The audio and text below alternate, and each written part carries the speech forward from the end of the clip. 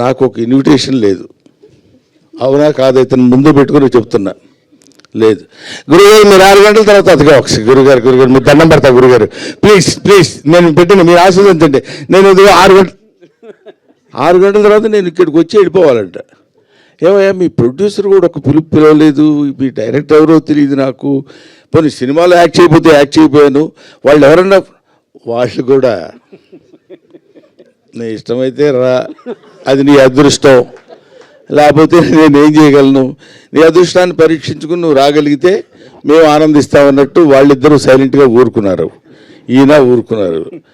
నేను ఇక్కడికి వచ్చిన రీజన్ ఏంటంటే ఒక్క విషయం ఈ అందరి తరఫున చెప్పాల్సింది.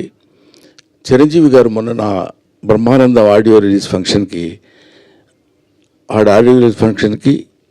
తన ఇన్విటేషన్ ఎందుకురా నాకు, నేనే వస్తాను అని చెప్పి వచ్చాడు ఆయన.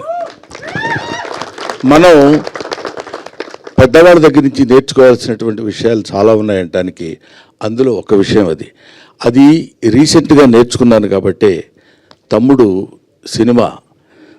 సినిమా కంటే హాస్యనటుడి సినిమా సక్సెస్ కావాలనే కోరికతోటి నేను ఇక్కడికి వచ్చాను. ఇందులో పిలుపులు, బొట్టు పెట్టి పిలవటాలు అలాంటివన్నీ అది ఫార్మాలిటీస్.